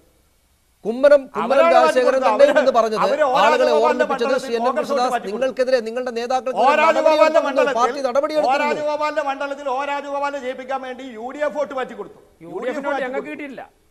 UDFന്റെ വോട്ടല്ല, CPMന്റെ വോട്ട് കോൺഗ്രസിന് പോയി എന്ന് പറയുന്നത് എവിടെയൊക്കെയായിരുന്നു താങ്കൾ നേരത്തെ പറഞ്ഞത്? വട്ടിയൂർക്കാവിൽ. BJPയുടെ വോട്ട് ഞാനൊന്ന് പറഞ്ഞോട്ടെ. പറയൂ. അല്ല, രാജഗോപാലിനെ ജയിപ്പിക്കാൻ വേണ്ടി കോൺഗ്രസിന്റെ വോട്ട് അവർ BJPക്ക് കൊടുത്തു. അത് നിയമത്താണ്. ഞാനൊന്ന് പറയട്ടെ. അത് നിയമത്താണ്. താങ്കൾക്ക് കേൾക്കേണ്ടുന്ന കാര്യം മാത്രമേ കേൾക്കുന്നുള്ളൂ. പറയൂ ശ്രീ വി. അങ്ങ് അല്ല സനീഷെ, അങ്ങ് അദ്ദേഹം ക്ഷുഭിതനായതിൽ സനീഷ് വിഷമിക്കേണ്ട. കാരണം അദ്ദേഹത്തിനുൾപ്പെടെ ഡൽഹിയിൽ പോയി കോൺഗ്രസിനെ പിന്തുണയ്ക്കേണ്ടി വന്നു എന്ന് ഞാൻ പറയുക, അത് തെളിവായി വിഷയത്തിലേക്ക് പോകും.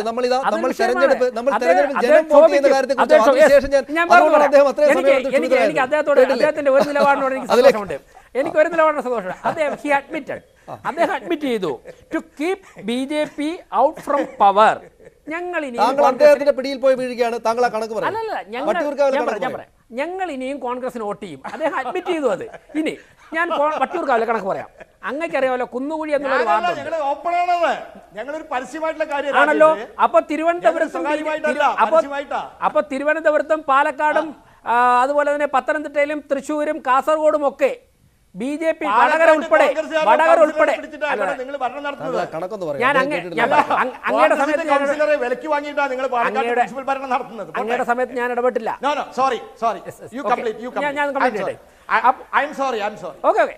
അപ്പോ BJPക്ക് വിജയസാധ്യതയുള്ള വടകര ഉൾപ്പെടെ കാസർഗോഡ് ഉൾപ്പെടെയുള്ള മണ്ഡലങ്ങളിൽ, ഞാൻ നേരത്തെ പറഞ്ഞ എല്ലാ മണ്ഡലങ്ങളിലും BJP വിജയിച്ച് പവറിലേക്ക് വരുമെന്ന് പറഞ്ഞാൽ നിങ്ങളിപ്പോൾ കോൺഗ്രസിന് വോട്ട് ചെയ്യുമെന്ന് അങ്ങ് അഡ്മിറ്റ് ചെയ്യുകയാണ്. അതിലെനിക്ക് അങ്ങയുടെ നിലപാടിനോട് സന്തോഷമുണ്ട്. ഇനി സനീഷ് ചോദിച്ച കണക്ക്, തിരുവനന്തപുരത്ത് കുന്നുകുഴി എന്നുള്ള വാർഡുണ്ട്. 2015 ഒക്ടോബറിൽ അവിടെ ആ വാർഡിൽ നടന്ന കോർപ്പറേഷൻ തെരഞ്ഞെടുപ്പിൽ വിജയിച്ച CPM സ്ഥാനാർത്ഥിക്ക് കിട്ടിയതിനേക്കാൾ 1000 വോട്ട് കുറവാണ് 2016 ഏപ്രിൽ മെയ് മാസങ്ങളിൽ നടന്ന അസംബ്ലി തെരഞ്ഞെടുപ്പിൽ TN സീമയ്ക്ക് ലഭിച്ചത്. അങ്ങനെ നന്തങ്കോട്, കുറവങ്കോണം, കുന്നുകുഴി പ്രദേശങ്ങളിൽ മാർക്സിസ്റ്റ് പാർട്ടിയുടെ കുത്തകയായിട്ടുള്ള വോട്ട് ബാങ്കുകളിൽ, വോട്ട് കേന്ദ്രങ്ങളിൽ, ബൂത്തുകളിൽ കോൺഗ്രസ് ലീഡ് ചെയ്തു. TN സീമ 3ാം സ്ഥാനത്ത് പോയി. വെറും 7,500 വോട്ടിൻ്റെ ഭൂരിപക്ഷത്തിൽ K മുരളീധരൻ വിജയിച്ചു. K മുരളീധരൻ ഒരു വേള കോഴിക്കോട്ട് വെച്ച് പരസ്യമായിട്ട് പറഞ്ഞു, എനിക്ക് CPM വോട്ട് ചെയ്തു. ഒരു CPM നേതാവും ഇന്നുവരെ K മുരളീധരൻ പറഞ്ഞത് തെറ്റാണെന്ന് പറഞ്ഞിട്ടില്ല. ബെന്നറ്റ് എബ്രഹാം 3ാം സ്ഥാനത്തായത് ശശി തരൂരിന് വോട്ട് ചെയ്തുകൊണ്ടാണെന്ന് പറഞ്ഞിട്ട് നടപടി സ്വീകരിച്ചു ആ പാർട്ടിയിൽ, LDF-ൽ. ഇങ്ങനെ ഇത്രയും പരസ്യമായിട്ട് കോൺഗ്രസിനെ വിജയിപ്പിക്കാൻ വേണ്ടി വോട്ട് കച്ചവടം നടത്തിയിട്ട് BJPക്കെതിരെ ഈ പഴി പറയുന്നത് എന്തിനാണ് നിങ്ങൾ? പിന്നെ വേറൊന്നുണ്ട്, ശ്രീ കോടിയേരി ബാലകൃഷ്ണൻ വേറെന്താ ഒരു പത്രസമ്മേളനം നടത്തിയിട്ട് പറയാൻ പറ്റുന്നത്? ഇന്ത്യൻ രാഷ്ട്രീയത്തെക്കുറിച്ച് പറയാൻ സാധിക്കുമോ? അവരുടെ പ്രധാനമന്ത്രി സ്ഥാനാർത്ഥിയെക്കുറിച്ച് പറയാൻ സാധിക്കുമോ? അപ്പോൾ ഞാൻ പറയട്ടെ, അപ്പോൾ BJPയും മറ്റുള്ള രാഷ്ട്രീയ പാർട്ടികളും ദേശീയ രാഷ്ട്രീയത്തിൽ തേങ്ങ പൊട്ടിക്കുമ്പോഴേക്കും കോടിയേരി ബാലകൃഷ്ണൻ ചിരട്ടയെങ്കിലും പൊട്ടിക്കണ്ടേ? അപ്പോൾ ഇത് മാത്രമേ പറയാനുള്ളൂ, ദേശാഭിമാനിക്ക് ഇത് മാത്രമേ എഴുതാനുള്ളൂ. കേരള ജനത തള്ളിക്കളഞ്ഞു സാർ നിങ്ങളുടെ ഈ നിലപാട്. ഞാൻ തിരിച്ചു വരാം താങ്കളിലേക്ക്. NN കൃഷ്ണദാസ്, താങ്കൾ ആ കണക്കൊന്നുകൂടെ ഓർമ്മിച്ചെടുക്കുന്നതിന് മുമ്പ്, ആ പാർട്ടി നടപടികളെ കുറിച്ചുള്ള വിവരങ്ങൾ പെട്ടെന്ന് ഓർമ്മയിലേക്ക് വരുന്നതിന് മുമ്പ് ഞാനൊന്ന് ശ്രീമതി ബിന്ദു കൃഷ്ണയിലേക്ക് പോയിട്ട് വരാം. ശ്രീമതി ബിന്ദു കൃഷ്ണ, കോൺഗ്രസും BJPയും തമ്മിൽ രഹസ്യ സഖ്യമുണ്ടാക്കുന്നു. അതിനുള്ള പ്രകടമായ ഉദാഹരണമായിട്ട് 5 മണ്ഡലങ്ങളുടെ പേര് അദ്ദേഹം കോടിയേരി ബാലകൃഷ്ണൻ കഴിഞ്ഞ ദിവസം പറഞ്ഞു. ഇന്നത് കുറച്ചുകൂടെ കൂടുതലായിട്ട് ആരോപണങ്ങൾ ഉന്നയിച്ചിട്ടുണ്ട്. എല്ലാവരും പ്രകടമായിട്ട് ഉദാഹരിക്കുന്ന ഒരു സ്ഥലം P ജയരാജനാണ്, വടകരയാണ്. P ജയരാജന്റെ സ്ഥാനാർത്ഥിനെതിരെ എല്ലാവരും ചേർന്ന് ഒന്നിച്ച് മത്സരിക്കുകയാണ്. നിങ്ങൾ തമ്മിൽ ഇങ്ങനെയൊരു സഖ്യം ഉണ്ടെങ്കിൽ അത് പരസ്യമായിട്ട് പറയുന്നത് എന്തിനാണ്? ഞങ്ങൾക്ക് പൊതുശത്രുവാണ് P ജയരാജൻ, അല്ലെങ്കിൽ ഇന്ന മണ്ഡലത്തിലെ ഇന്നയാൾ, അതുകൊണ്ട് ഞങ്ങൾ ഒന്നിച്ചു നിന്ന് വോട്ട് ചെയ്യും എന്ന് പരസ്യമായി പറഞ്ഞാൽ എന്താണ് കുഴപ്പം?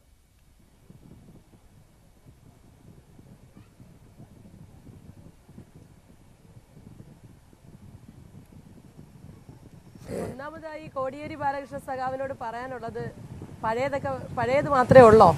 പഴകി ദ്രവിച്ച ആരോപണത്തെ പുതിയതൊന്നും ഈ തെരഞ്ഞെടുപ്പിന് ഇല്ലേ? വേറെ ഒന്നും പറയാനില്ലാത്തതുകൊണ്ട് കോഹ്ലി സഖ്യം പറയുന്നു മാത്രമോ? ഇതെന്ത് തമാശയാണ്? മോഡിയെ താഴെ ഇറക്കാൻ BJPക്കാർ കോൺഗ്രസ് വോട്ട് ചെയ്യുന്നോ? ഏത് യുക്തിയുടെ അടിസ്ഥാനത്തിലാണ് പറയുന്നത്? ഒറ്റ കാര്യം, ഈ പാർലമെന്റ് തെരഞ്ഞെടുപ്പിൽ കേരളത്തിൽ മത്സരിക്കുന്ന 20 പാർലമെന്റ് മണ്ഡലങ്ങളിലും കോൺഗ്രസ് നേതൃത്വം നൽകുന്ന ഐക്യ ജനാധിപത്യ മുന്നണി മത്സരിക്കുന്നു. RSSന്റെ വോട്ട് വേണ്ട എന്ന് പരസ്യമായി പറയുവാൻ കോൺഗ്രസിന്റെ സ്ഥാനാർത്ഥികൾക്കല്ലാതെ, ഐക്യ ജനാധിപത്യ മുന്നണി സ്ഥാനാർത്ഥികൾക്കല്ലാതെ ആർക്ക് കഴിയും? ഏതെങ്കിലും ഒരു CPM-കാരൻ, ഏതെങ്കിലും ഒരു CPI-കാരൻ നെഞ്ചുറപ്പോടുകൂടി പറയുമോ ഞങ്ങൾക്ക് RSSന്റെ വോട്ട് വേണ്ടാന്ന്? RSSന്റെ വോട്ട് വാങ്ങിച്ച് ഇന്ത്യയിലെ ഭരണം കൈയാളാൻ കോൺഗ്രസിന് ഒരു താല്പര്യവുമില്ല. ഒരു വർഗീയ ശക്തികളുമായി ഒരു കാലത്ത് സന്ധി ചെയ്യാൻ ഞങ്ങൾ തയ്യാറുമല്ല. ഞങ്ങൾ ഇന്ത്യയെ പിടികൂടിയിരിക്കുന്ന, ഇന്ത്യയെ ഗ്രസിച്ചിരിക്കുന്ന വർഗീയ ഫാസിസത്തിനെതിരായി അതിശക്തമായ നിലപാടെടുത്തുകൊണ്ട് മുന്നോട്ട് പോകുന്ന പ്രസ്ഥാനമാണ്.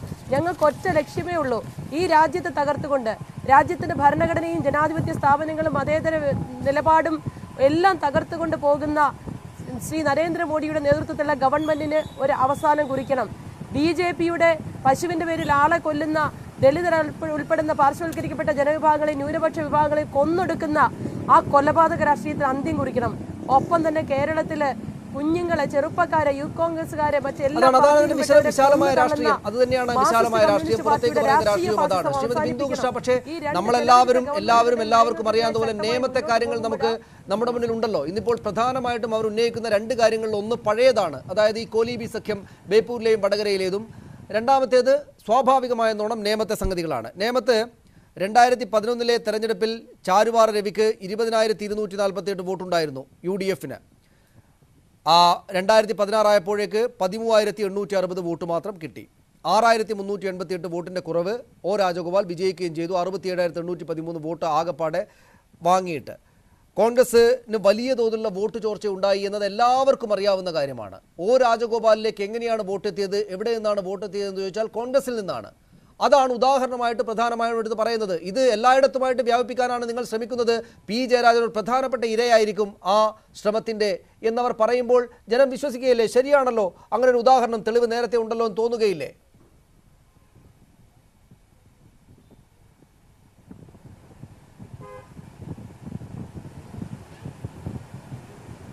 ജനം അങ്ങനെ വിശ്വസിക്കുമെന്ന് എനിക്ക് തോന്നുന്നില്ല. കാരണം നേമത്ത് മത്സരിച്ച ശ്രീ വി സുരേന്ദ്രൻപിള്ള, ശ്രീ സനീഷ്, നമുക്ക് എല്ലാവർക്കും അറിയാവുന്നതുപോലെ LDF മന്ത്രിസഭയിലെ മന്ത്രിയുമായിരുന്നു. LDF-ന്റെ വർഷങ്ങളല്ല പതിറ്റാണ്ടുകളായിട്ടുള്ള പ്രധാനപ്പെട്ട നേതാവുമായിരുന്നു. തെരഞ്ഞെടുപ്പ് അടുത്തപ്പോൾ തെരഞ്ഞെടുപ്പ് പ്രഖ്യാപിച്ചതിന് ശേഷം അദ്ദേഹം പെട്ടെന്ന് ഐക്യജനാധിപത്യ മുന്നണിയിലേക്ക് കടന്നു വരികയും സ്ഥാനാർത്ഥിയാവുകയും ചെയ്തത് സ്വാഭാവികമായും നേമത്തെ പാർട്ടി പ്രവർത്തകർ അടക്കമുള്ളവർക്ക് ഉൾക്കൊള്ളാനുള്ള ഒരു സമയമുണ്ടായില്ല. അതോടൊപ്പം തന്നെ കോൺഗ്രസ് പാർട്ടിയിലെ അല്ലെങ്കിൽ ഐക്യജനാധിപത്യ മുന്നണിയുടെ ഒരു ജാഗ്രത കുറവുണ്ട് എന്ന് ഞങ്ങൾ സമ്മതിക്കുകയും ചെയ്യുന്നുണ്ട്. പക്ഷെ അത് BJP-യുമായിട്ടുള്ള സഖ്യമാണെന്ന് വ്യാഖ്യാനിക്കുമ്പോൾ പാലക്കാട് എന്ത് സംഭവിച്ചു? BJP-ക്ക് 20,000 വോട്ടുണ്ടായിരുന്നു, 40,000-ലേറെയായി വർദ്ധിച്ചപ്പോൾ ഈ ഇരിക്കുന്ന ശ്രീ കൃഷ്ണദാസിന്റെ വോട്ട് എങ്ങോട്ട് പോയി? ശ്രീ കൃഷ്ണദാസിന് CPM-കാർ വോട്ട് ചെയ്തില്ലല്ലോ. എവിടെ പോയി ആ വോട്ട്? ആ വോട്ട് BJP-യിലേക്കല്ലേ ഷിഫ്റ്റ് ചെയ്തത്. അതുപോലെ തന്നെ തിരുവനന്തപുരത്ത് ശ്രീ VS ശിവകുമാർ മത്സരിച്ച സ്ഥലത്ത് അവിടെ ശ്രീ ആന്റണി രാജു ആയിരുന്നു LDF-ന്റെ സ്ഥാനാർത്ഥി, 3ാം സ്ഥാനത്ത് പോയില്ലേ? LDF-ന്റെ വോട്ട് എങ്ങോട്ട് പോയി? CPM-ന്റെ വോട്ട് എങ്ങോട്ട് പോയി? തിരുവനന്തപുരത്തെ പ്രതാപശാലികളായ CPM നേതാക്കന്മാരുടെ വോട്ട് എങ്ങോട്ടാ പോയത്? ഓരോ നിയോജകമണ്ഡലം എടുത്ത് പരിശോധിച്ച് നോക്കൂ. ഒറ്റ കാര്യം, കോലീബി സഖ്യം പറഞ്ഞെന്നും ഈ തെരഞ്ഞെടുപ്പിൽ ശ്രീ കോടിയേരി ബാലകൃഷ്ണനോ LDF-ഓ രക്ഷപ്പെടുകയില്ല. അവർക്ക് പറയണമെങ്കിൽ കേരളത്തിലെ ജനങ്ങൾ ആഗ്രഹിക്കുന്നത് 3 വർഷക്കാലമായി അധികാരത്തിലിരിക്കുന്ന ശ്രീ പിണറായി വിജയൻ ഈ നാടിന് വേണ്ടി എന്തെങ്കിലും ചെയ്യണം. ഒന്നും ചെയ്തില്ല. ഞാനിപ്പോൾ സംസാരിക്കുന്നത് രാജസ്ഥാൻ ദമ്പതികളുടെ പെൺകുട്ടിയെ തട്ടിക്കൊണ്ടുപോയ വീടിന്റെ ആ സമര പന്തലിൽ നിന്ന ഈ കുഞ്ഞിനെ കാണാതായിട്ട് 5 ദിവസമായി. ഇതുവരെ കണ്ടെത്താൻ കഴിഞ്ഞില്ല. പെൺകുട്ടിക്ക് എന്ത് സംഭവിച്ചു എന്നറിയില്ല. എങ്ങനെയെങ്കിലും അത് ജീവനോടെ തിരിച്ചു കൊണ്ടുവരണമെന്നുള്ള പ്രാർത്ഥനയുമായി ഇരിക്കുക ഞങ്ങൾ ഈ പന്തലിൽ. ഈ സംസ്ഥാനത്തുടനീളം അതാണ്. സ്ത്രീകൾക്കെതിരെ, പെൺകുഞ്ഞുങ്ങൾക്കെതിരെ, മറ്റു കുട്ടികൾക്കെതിരെ നടക്കുന്ന അതിക്രമങ്ങൾ ഓരോ കേസിലും ഏതെങ്കിലും ഒരു അറ്റത്തെ ഭരണകക്ഷിയിലെ ഒരു നേതാവ് കാണും. അതോടുകൂടി ആ കേസിന്റെ കാര്യം ഞാൻ തിരിച്ചു വരാൻ താങ്കളിലേക്ക്. ശ്രീ എ സജീവൻ, ഇവിടെ എല്ലാവർക്കും അങ്ങോട്ടും ഇങ്ങോട്ടും പറയാനുള്ള കാരണങ്ങളും ഉദാഹരണങ്ങളും തെളിവുകളുമുണ്ട്. ഇവിടെ CPM ആണെങ്കിൽ ഈ പറയുന്ന തിരുവനന്തപുരത്ത് വട്ടിയൂർക്കാവിലും മറ്റുമൊക്കെ നേരത്തെ നടത്തിയ കാര്യങ്ങൾക്ക് അവർക്ക് അവരുടേതായ ഒരു ശരിയുണ്ട്. BJP-ക്ക് ഒരു സീറ്റ് കൊടുക്കാതിരിക്കുക എന്നത് അവരുടെ ലക്ഷ്യമാണ് എന്നതുകൊണ്ട് ഒടുവിലത്തെ കണക്കുകൾ നോക്കിവെച്ച് കോൺഗ്രസ് UDF സ്ഥാനാർത്ഥിക്ക് വോട്ട് ചെയ്ത് അവരെ വിജയിപ്പിക്കാൻ അനുവദിക്കാതിരിക്കുക എന്ന തന്ത്രം എന്നവർക്ക് പറയാം. പക്ഷേ നോക്കൂ, ഇത് ഈ തരത്തിൽ ചർച്ചയായി വരുന്നത് CPM ആണ് ഇത് സ്ഥാപിക്കാൻ വേണ്ടി ശ്രമിച്ചത്. പക്ഷേ എല്ലാവരും അവരവരുടെ കൈവശമുള്ള തെളിവുകളുമായിട്ട് എല്ലാവരും പരസ്പരം ആക്ഷേപം ചൊരിയുന്ന ഈ കാര്യം, ഈ സംഗതി തെരഞ്ഞെടുപ്പ് വേദിയിൽ എന്ത് ഫലമാണ് ഉണ്ടാക്കുക? അത് വടകരയിൽ P ജയരാജനെ വല്ലാത്ത തോതിൽ ഉപദ്രവിക്കുന്നതിൽ നിന്ന് ആളുകളെ പിന്തിരിപ്പിക്കുക എന്നൊരു കാര്യം ആണ് ലക്ഷ്യമിടുന്നത് CPM എങ്കിൽ അത് വിജയിക്കുമോ?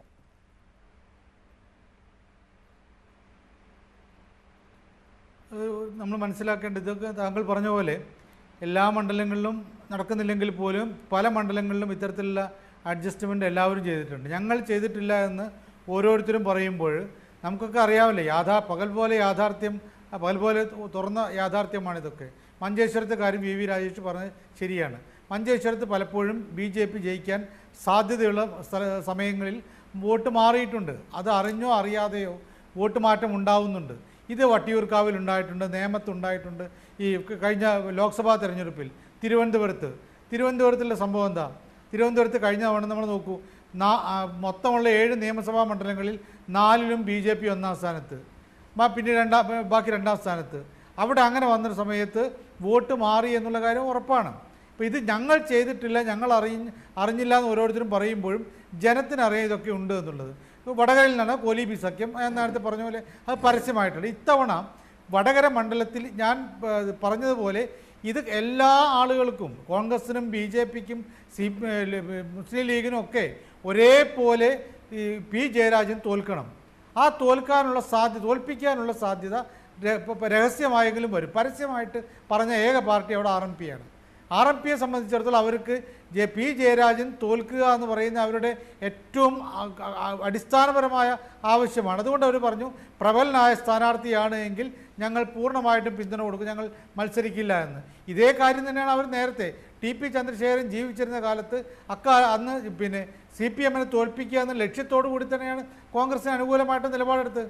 അദ്ദേഹം മത്സരിച്ചിരുന്നെങ്കിൽ പോലും കുറേ വോട്ടുകൾ RMPക്ക് അനുകൂലമായി കിട്ടുമായിരുന്ന കുറേ വോട്ടുകൾ ഇപ്പുറത്തേ മാറി എന്നുള്ള കാര്യം നമുക്കറിയാം. അതിനെക്കുറിച്ച് വളരെ കൃത്യമായുള്ള കണക്കുകളും കാര്യങ്ങളൊക്കെ ഏതാണ്ട് അടുത്തറിയുന്ന ആളുകളാണ് നമ്മളൊക്കെ. അപ്പോൾ ഇതൊക്കെ ഉണ്ടായിട്ടുണ്ട്, അതിൽ തെറ്റുമില്ല. ഇപ്പോൾ ഞങ്ങൾ വടകരയിൽ അവിടെ പി ജയരാജനെ തോൽപ്പിക്കാൻ ഞങ്ങൾ പരമാവധി ശ്രമിക്കുമെന്ന് ഓരോരുത്തരും പറയുമ്പോഴും അത് അവരുടെ രാഷ്ട്രീയ ആവശ്യമാണ്. ലീഗിനെ സംബന്ധിച്ചിടത്തോളം അരിയിൽ ഷുക്കൂർ വധക്കേസിൽ CBI അന്വേഷണം നടത്തുന്ന ആ കേസിൽ പ്രതിയാണ് ജയരാജൻ. കോൺഗ്രസ്സുകാർക്ക് അവരുടെ നേതാക്കന്മാരെ അവരുടെ പ്രവർത്തകരെയും നേതാക്കന്മാരെ കൊന്ന കേസിൽ അവർ ആരോപിക്കുന്ന ആളാണ്. അപ്പോൾ അങ്ങനെയുണ്ട്. BJPക്ക് ഏറ്റവും പരമശത്രു, കണ്ണൂർ മേഖലയിലെ ഉത്തര കേരളത്തിലെ ഏറ്റവും കടുത്ത ശത്രു പി ജയരാജനാണ്. പി ജയരാജനെ ജയിപ്പിച്ചുകൊണ്ടുള്ള ഒരു നീക്കത്തിലേക്കും ഒരു കോംപ്രമൈസിലേക്കും ആരും പോകില്ല. അപ്പോൾ ഇത് പക്ഷേ ഉണ്ടാവുന്നൊരു പ്രശ്നം BJP CPM എന്തുകൊണ്ട് അത് മുന്നോട്ടേക്ക് എടുത്തിട്ടു എന്നതൊരു പ്രധാനപ്പെട്ട കാര്യം. താങ്കൾ ചോദിച്ച ചോദ്യത്തിൻ്റെ ഉത്തരമാണ് ഞാൻ പറയുന്നത്. അവിടെയാണ് നമ്മൾ നോക്കേണ്ടത്. ഇത് പറയുമ്പോൾ പഴയ കോലീബി സഖ്യത്തിലേക്ക് ആളുകളുടെ മനസ്സ് പോകും. വടകര എന്ന് പറയുന്നത് വളരെ കടുത്ത രാഷ്ട്രീയ പോരാട്ടം നടക്കുന്ന മണ്ഡലമാണ്. അവിടെ ഈ പ്രശ്നം ഉണ്ടാകുമ്പോൾ BJPയുടെ സഹായത്തോട് കൂടിയിട്ടാണ് അവിടെ ഒരു നേട്ടത്തിന് വേണ്ടി ശ്രമിക്കുന്നത്, ജയരാജനെ തോൽപ്പിക്കാൻ ശ്രമിക്കുന്നത് എന്ന് വരുമ്പോൾ വലിയ പ്രശ്നമുണ്ടാകും. അതാണ് പണ്ട് ഉണ്ണികൃഷ്ണൻ ജയിച്ചു പോയത്.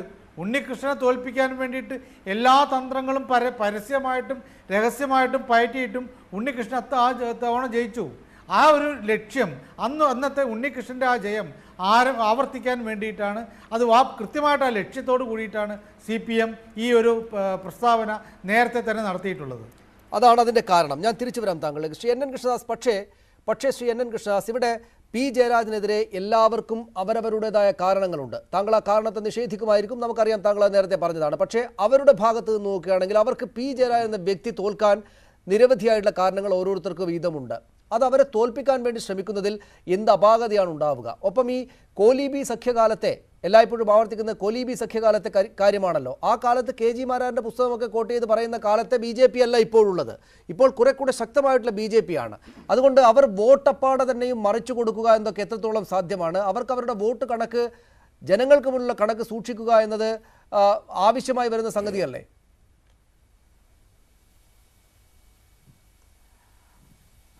രണ്ട് കാര്യങ്ങൾ. ഒന്ന്, പി ജയരാജനെ ഇവരാര് വിചാരിച്ചാലും വടകരയിൽ തോൽപ്പിക്കാൻ സാധിക്കില്ല. അതൊക്കെ ഇവരുടെ വെറും സ്വപ്നം മാത്രമാണ്. ചെറിയ വോട്ടിനാണ് അന്ന് മുല്ലപ്പള്ളി രാമചന്ദ്രൻ ജയിച്ചു പോയത്. ഞങ്ങളത് ചർച്ച ചെയ്തപ്പോൾ ഞങ്ങൾക്ക് ചില പ്രവർത്തന രംഗത്തെ ചെറിയ പിഴവുകൾ ഉണ്ടായിരുന്നു എന്നുള്ളതൊക്കെ ഞങ്ങൾ അന്ന് വിലയിരുത്തി.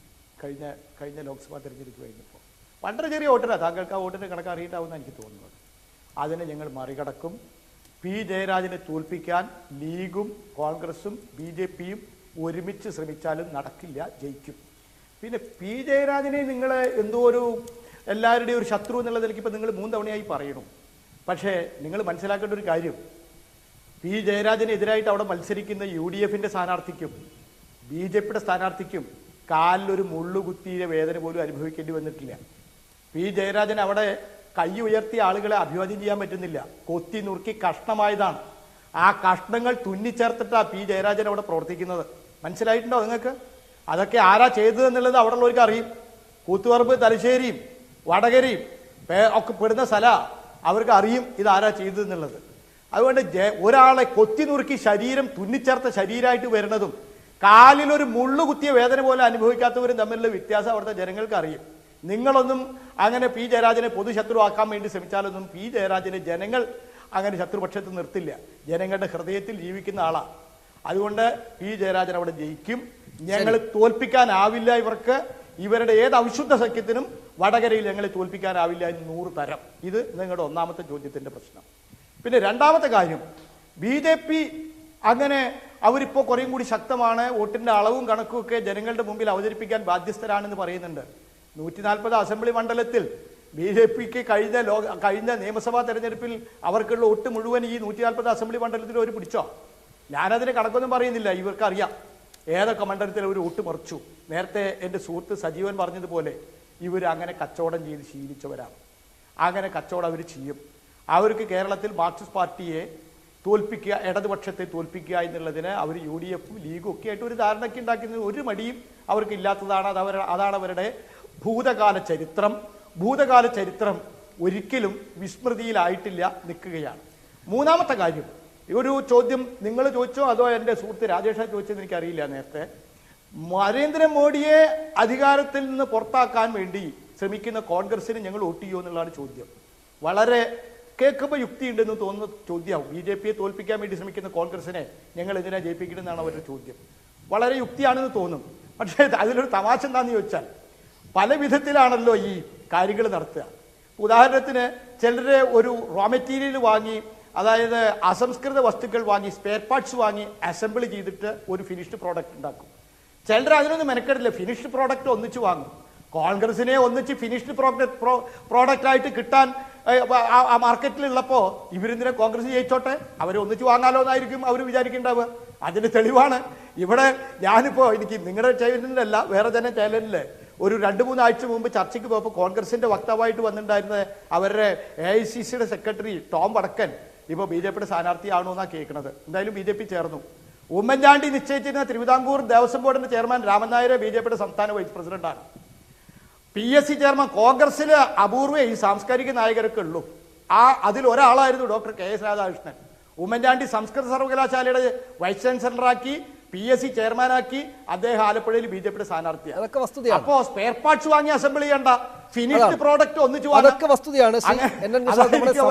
പറഞ്ഞുകൊണ്ടിരുന്നതാണ് ഞാനൊന്ന് ഇടപെട്ടത്. താങ്കൾ ക്ഷമിക്കണം.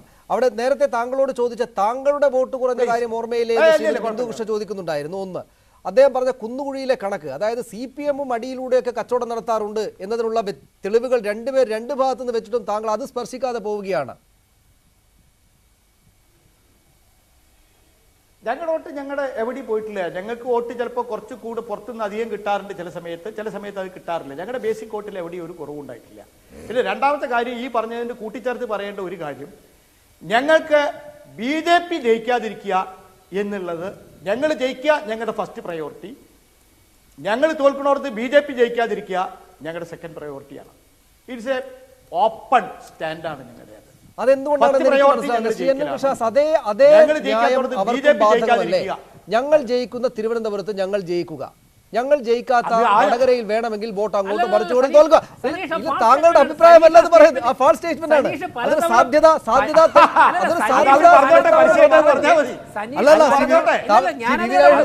കാര്യമല്ല പറയുന്നത്. എന്റെ ചോദ്യം ഞാൻ ശരിയാക്കണം, അതൊരു കള്ള പ്രസ്താവനയാണ്, അതൊരു സാധ്യതാ പ്രസ്താവന മാത്രമാണ്. ഞാൻ അല്ലാത്ത സമയങ്ങളിൽ എതിർക്കണം, താങ്കൾ അതിനെ എതിർക്കുകയാണ് വേണ്ടത്.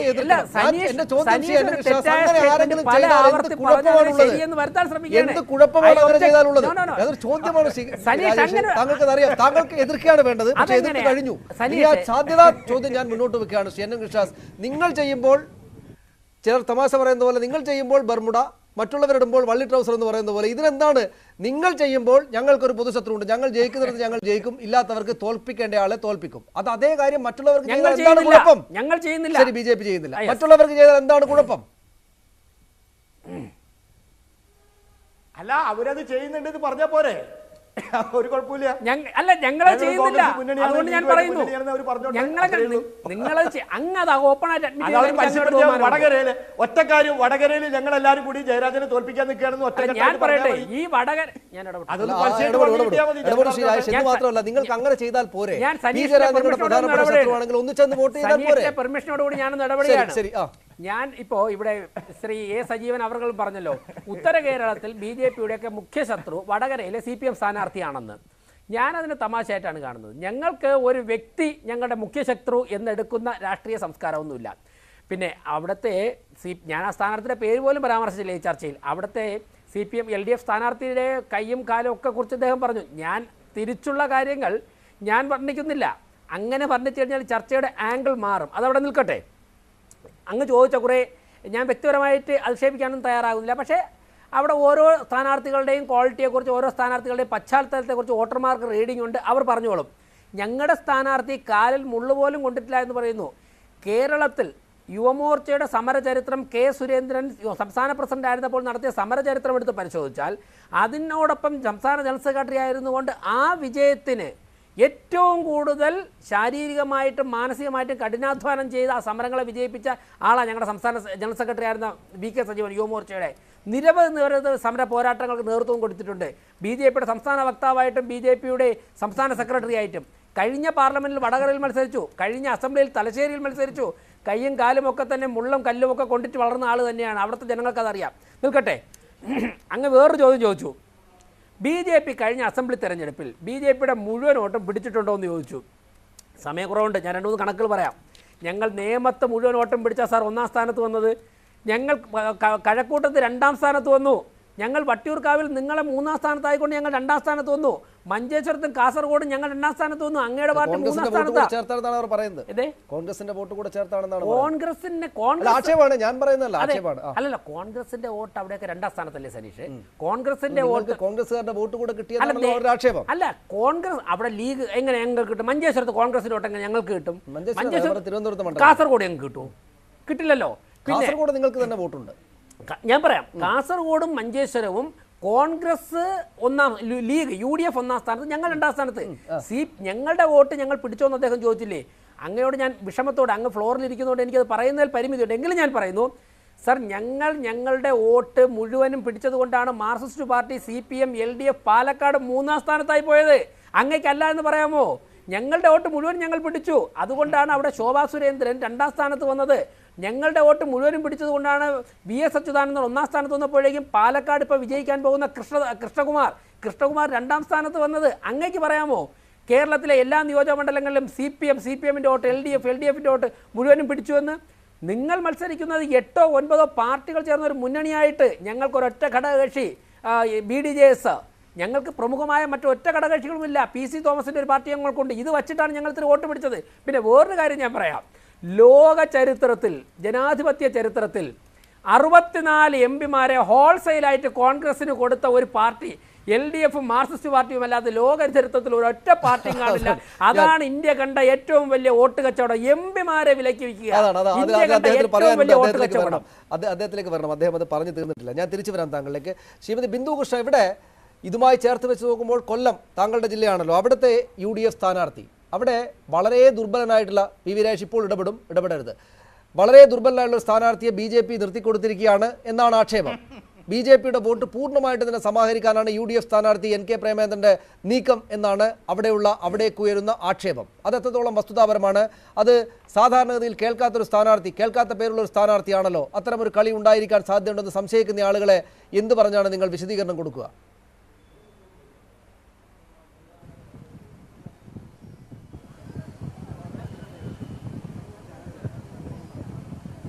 ഞാൻ മനസ്സിലാക്കുന്നത് BJPയുടെ സ്ഥാനാർത്ഥി തൊട്ടു മുമ്പ് നടന്ന നിയമസഭാ തെരഞ്ഞെടുപ്പിലും പാർലമെന്റ് തെരഞ്ഞെടുപ്പിലും ഒക്കെ പല മണ്ഡലങ്ങളിൽ മത്സരിച്ച അവരുടെ ന്യൂനപക്ഷ മോർച്ചയുടെ സംസ്ഥാന പ്രസിഡന്റ് ആണെന്നൊക്കെയാണ്.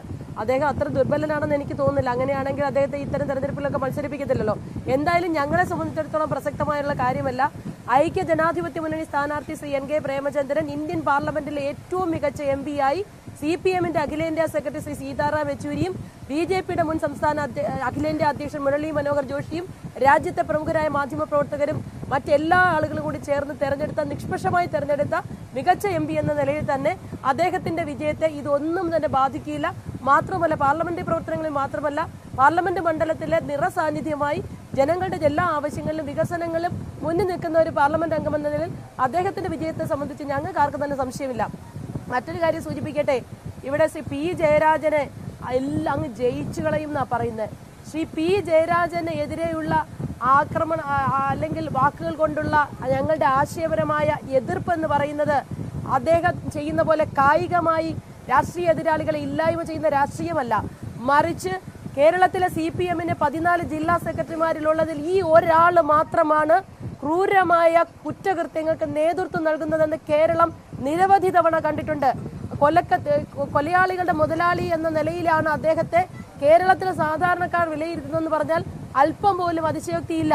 മറ്റ് ജില്ലാ സെക്രട്ടറിമാർക്ക് ഇല്ലാത്ത രീതിയിലുള്ള ആരോപണം അദ്ദേഹത്തിന് നേരെ വരുന്നുണ്ടെങ്കിൽ തീർച്ചയായും അദ്ദേഹത്തിന്റെ പ്രവർത്തന ശൈലിയിലുള്ള വൈകല്യം തന്നെയാണ്. അത് മാറ്റാൻ തയ്യാറാകാത്ത കാലം അദ്ദേഹത്തിന്റെ പരാജയം സ്വയംകൃത അനർത്ഥം മാത്രമാണ്. അതിന് ഞങ്ങളെ പഴിച്ചിട്ട് കാര്യമില്ല. ഞങ്ങളുടെ സ്ഥാനാർത്ഥി ശ്രീ കെ മുരളീധരൻ ഏറ്റവും ശക്തനായ ഐക്യ ജനാധിപത്യ മുന്നണിയുടെ സ്ഥാനാർത്ഥിയാണ്. എന്തായാലും നിങ്ങൾക്ക് നിങ്ങളുടെ വോട്ട് മുഴുവൻ ശേഖരിക്കേണ്ടി വരും. ഒന്നും ആർക്കും കൊടുക്കാൻ പറ്റില്ല. സനീഷ് പറഞ്ഞ ഒരു പോയിന്റിൽ എനിക്ക് ഇടപെടാണ്ട് ഞാൻ ഒരു കാര്യം പറയാം. ഇനി തെരഞ്ഞെടുപ്പ് പോലുള്ള ചർച്ചകളിൽ ഏതൊരു പാർട്ടിയുടെ ആയാലും സ്ഥാനാർത്ഥികളെ ദുർബലൻ എന്ന് വിശേഷിപ്പിക്കുന്നത് ഇതൊന്നും എന്റെ കാര്യങ്ങളല്ല. ഇതൊക്കെ നിങ്ങളുടെ എതിരാളികൾ പറയുന്ന കാര്യം.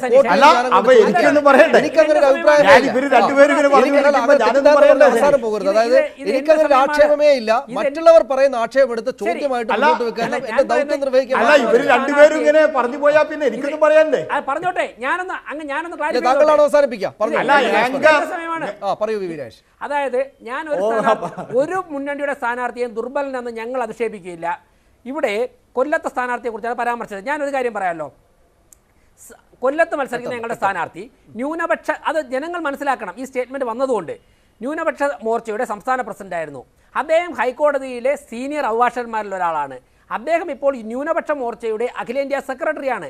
നിരവധി തവണ അദ്ദേഹം തൃപ്പൂണിത്തുറ സ്വദേശിയാണ്. നിരവധി തെരഞ്ഞെടുപ്പുകളിൽ അദ്ദേഹം നിയമസഭാ തെരഞ്ഞെടുപ്പുകളിലും പാർലമെന്റ് തെരഞ്ഞെടുപ്പിലും മത്സരിച്ചിട്ടുണ്ട്. ഞാൻ പറയട്ടെ, ഞാനൊന്ന് പറഞ്ഞോട്ടെ. അദ്ദേഹം മത്സരിച്ചിട്ടുണ്ട്. ഇവിടെ ആരായിരുന്നു ക്രിസ്റ്റി ഫെർണാണ്ടസ്? CPM നിർത്തുമ്പോഴേക്ക് ശിവരാമൻ ആരായിരുന്നു? ഞാൻ പറയട്ടെ, ഈ അജയകുമാർ ആരായിരുന്നു? സീനുലാലിനെ മത്സരിപ്പിച്ചല്ലോ ഉപതെരഞ്ഞെടുപ്പിൽ എറണാകുളത്ത്. ഞാൻ ജയിച്ചില്ല എന്നല്ല പറഞ്ഞത്.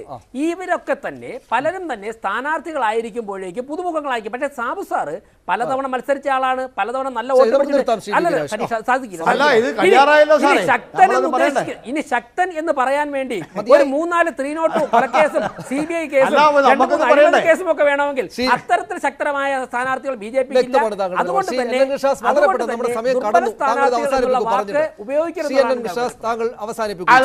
എനിക്ക് പറയാൻ ഒറ്റ കാര്യം എനിക്ക് എന്റെ ബഹുമാന്യ സഹോദരി ബിന്ദു കൃഷ്ണ പറഞ്ഞ അവരെ ഞാൻ സമ്മതിച്ചു. അവർക്ക് സ്വന്തം സ്ഥാനാർത്ഥിയെ വാഴ്ത്തിയാൽ മാത്രം പോരാ, കൊല്ലത്ത് മത്സരിക്കുന്ന BJP സ്ഥാനാർത്ഥിയുടെ ഗുണഗണങ്ങളും കൂടി പറയണം. അത് ലോക ചരിത്രത്തിൽ ആദ്യ. അവനവന്റെ സ്ഥാനാർത്ഥി കേമനാണെന്ന് സ്ഥാനാർത്ഥി യോഗ്യനാണ് എന്ന് പറയാൻ ബിന്ദു കൃഷ്ണയ്ക്ക് ബാധ്യത വന്നിരിക്കുന്നു. പോട്ടെ, പിന്നെ രണ്ടാമത് അവര് പറഞ്ഞതിൽ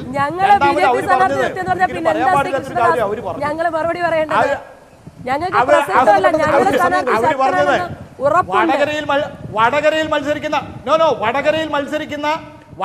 മത്സരിക്കുന്ന ജയരാജനെ കൊലയാളി എന്ന് അവർ വിളിച്ചു.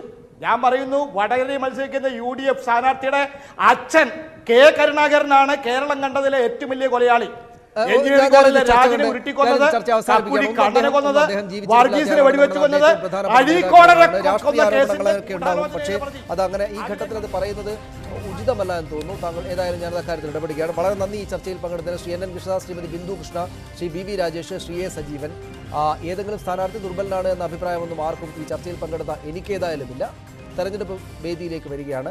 പക്ഷേ അങ്ങനെയുള്ള ആക്ഷേപങ്ങൾ എടുത്ത് മുന്നോട്ട് വെക്കുക എന്നതിൻ്റെ ദൗത്യമായതുകൊണ്ട് അത് ചോദ്യമായിട്ടൊന്ന് പറഞ്ഞു എന്നേ ഉള്ളൂ. BV രാജേഷിനോടാണ് പ്രത്യേകിച്ചും. അതുമാത്രമല്ല, ശ്രീമതി ബിന്ദു കൃഷ്ണ പറഞ്ഞത് അദ്ദേഹം നേരത്തെ മത്സരിച്ച ആളാണെന്നാണ്, അല്ലാതെ ആ BJP സ്ഥാനാർത്ഥിയുടെ ഗുണഗണങ്ങൾ അവർ വർണ്ണിക്കുകയായിരുന്നില്ല. വളരെ നന്ദി അതിഥികൾക്ക് ഒരിക്കൽ കൂടെ. കോൺഗ്രസ് BJP സഖ്യമുണ്ടെന്ന CPM ആരോപണം ശരിയോ എന്നതായിരുന്നു ഞങ്ങളുടെ ചോദ്യം. ഞങ്ങളോട് പ്രതികരിച്ച പ്രേക്ഷകരിൽ 57% പേരും ശരിയാണ് എന്ന അഭിപ്രായമാണ് രേഖപ്പെടുന്നത്. 43% പേർക്ക് മാത്രമേ മറിച്ചൊരു അഭിപ്രായമുള്ളൂ. പൂർണ്ണമാവുകയാണ്. നമസ്കാരം.